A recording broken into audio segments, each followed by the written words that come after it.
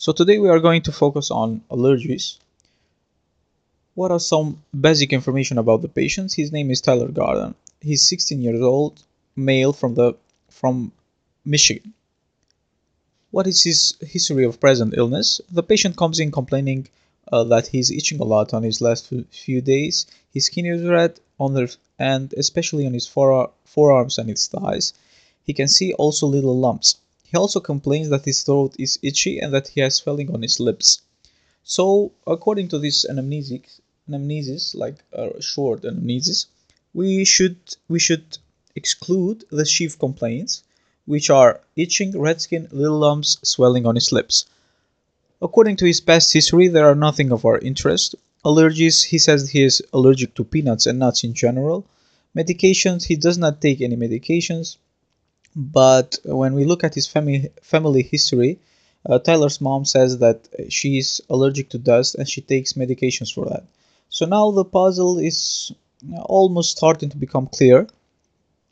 So what we should do next? So we have the anamnesis, we have some type of information from the patient.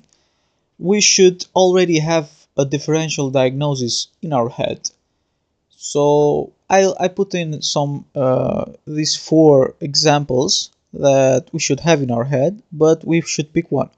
So why is not let's look at them one by one and let's try to answer them. So scleroderma. First and foremost, it cannot be scleroderma because the patient is young and the symptoms do not lead to scleroderma. Scarlet fever can be, but usually it shows up with temperature and the rash is characteristic. Allergic reaction, which is most likely in this case, also seeing that the patient, here on this page we can see that he's allergic to peanuts and nuts in general, so he has some type of allergies. Also it runs up in his family, so we should think about that. Scabies, yeah, there can be itching in scabies also, but it is usually between the fingers and it usually shows up at night. So what's the next step? Should we do a physical examination, a complete blood count, a CT of the thorax, which has no logic at all, X-ray of the abdomen, or a colonoscopy? So normally we'll do a physical examination, a complete blood count on the beginning. So what does it show? The physical examination shows a rash on his back, thighs, and his forearms, red and puffy skin. The complete blood count shows a rise in eosinophils. So yeah, we are already starting to get a clear picture of that. So what now? So to diagnose an allergic reaction, we should do some skin tests, also called a prick test. What is a prick test? So that's a method. We'll see a picture after this slide. So that's a method where using a sterilized scalpel, there are done some opening on usually on the forearm, and on that place there is the common allergens are put in, and we are just waiting for a reaction. If the reaction shows up, most likely it's an allergy.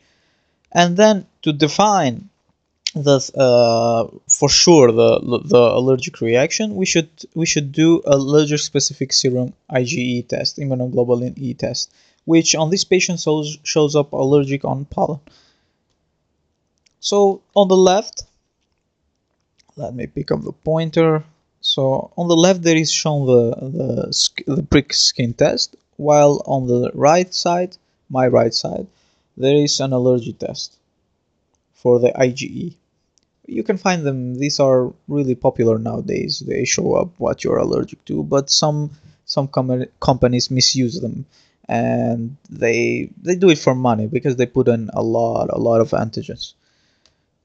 So what is the etiology behind the disease? Here we have, for allergic reactions, we have a hypersensitivity type 1. We are going to look now at the pathophysiology. The antigens, also called allergens, so usually they come in contact with the skin, with the mucosa, and when the antigen presenting cells, dendritic cells, or all phagocytes, other antigen presenting cells, they present the allergen to the Th4 helper cells, which then produce interleukin 4, Interleukin 4 comes in contact with B cells, and the B cells do a class switching to produce IgE, which then connect to the mast cells. So this is the first time that the immune system comes in contact with the allergen. The second time, when the second IgE connects on the mast cells, the mast cells, quote unquote, explodes, which then release histamines and other vasodilatative and inflammatory products. So this all leads to an allergic reaction, which in some cases uh, can be can show up in a more severe clinical symptoms and signs, which can be defined as anaphylactic shock. So what is the hypothesis behind the allergies? There are a lot of theories. Why does this happen? Why some people have allergies, why others don't? One of the theories is that during infancy the baby is not so much exposed to allergens, so the immune system does not have time to adapt and to recognize the allergen. So later in life they usually overreact to that allergen. So after we diagnose it, we know the pathophysiology behind it, we should give a therapy. Usually the therapies that are given are antihistamines, because we saw that the histamine is the key ingredient on the allergic reaction. So we give antihistamines, mast cell stabilizers, also corticosteroids for immunosuppressions, leukotriene modifiers also. In some cases where we said that we can have an anaphylactic shock, we should inject adrenaline, which is on common term called an EpiPen. Usually most of the patients who have allergies, who have a nice history of allergies, they usually carry it around themselves, and they should carry it around themselves, usually in a bag or somewhere in their home or in some other place that they can immediately use it. But most of the cases that come in during most of the patients that come in the clinic, they are usually mild allergic reaction, so that we give up loratadine, which is given for teenagers, for kids around the age of 10 or less. They are given 5 milligrams a day, while for teenagers and adults it's given 10 milligrams a day. And that's it. Thank you.